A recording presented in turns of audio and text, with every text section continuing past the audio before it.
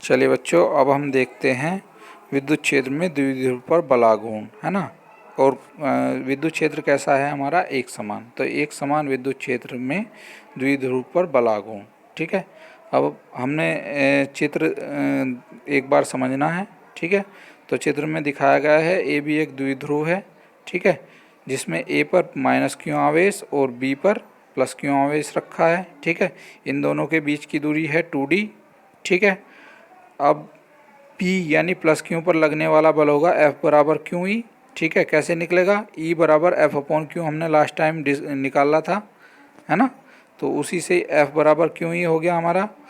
A पर कितना हो जाएगा, F बराबर माइनस क्यू ई, क्योंकि Q का मान माइनस है, ठीक है। अब हम क्या करेंगे, अब हम इस पर नेट बल देखेंगे कितना बल कार्य करेगा। तो दोनों बल हमने निकाल लिए, F बराबर क्यू ई प्लस क्यू आवेश पर और माइनस क्यू आवेश पर हो जाएगा हमारा F बराबर माइनस क्यू ई, ठीक है। तो टोटल बल कितना हो जाएगा, दोनों को जोड़ देंगे। जब दोनों को जोड़ेंगे तो ये जीरो आओगा, है ना।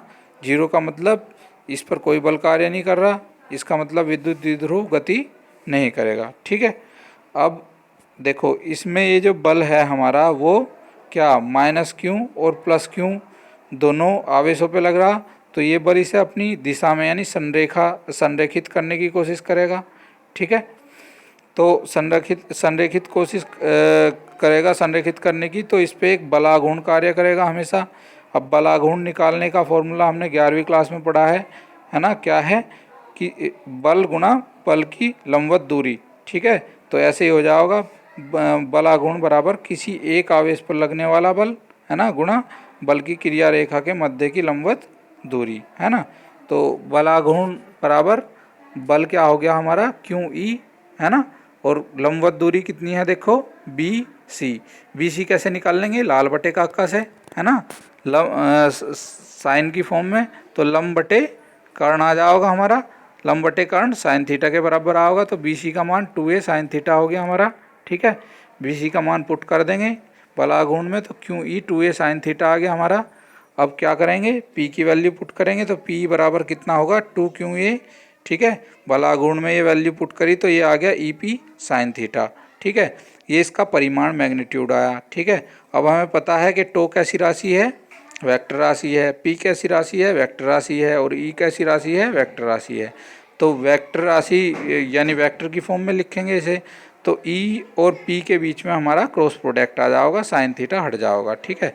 और फिर से अगर हम इसे बदलना चाहेंगे परिमाण और दिशा में, तो ये आ जाएगा PE साइन थीटा, ठीक है। अब स्पेशल केस पे विचार कर लें, क्योंकि एंगल के हिसाब से बलाघूर्ण का मान कम और ज़्यादा होगा, ठीक है। तो अब देखेंगे थीटा बराबर 0 पर साइन की वैल्यू कितनी आओगी, 0। तो 0 की मल्टीप्लाई अगर करेंगे तो पूरी टर्म क्या हो जाएगी हमारी, 0। तो इससे पता चलेगा कि द्विध्रुव क्या है हमारा, स्थायी साम्य अवस्था में स्थित है, यानी कोई हलचल नहीं कर रहा, है ना। जब थीटा बराबर 180 डिग्री, तो 180 डिग्री पे भी साइन की वैल्यू 0 आओगी, ठीक है। उस टाइम भी हमारा टो की वैल्यू क्या आ जाओगी, 0 आ जाओगी। इसका मतलब है द्विध्रुव अस्थायी साम्य अवस्था की स्थिति में है, ठीक है। इसके बाद थीटा बराबर 90 डिग्री, तो साइन 90 पे मैक्सिमम माना होगा कितना, 1। तो टो बराबर कितना आ जाएगा हमारा, EP। तो इसका मतलब है थीटा बराबर 90 पे बलाघूर्ण का मान कितना होगा हमारा, अधिकतम होगा, ठीक है। कोई चीज़ समझ में ना आई हो तो कमेंट में लिख दो, मैं वीडियो बना दूंगा या अदरवाइज़ समझा देंगे।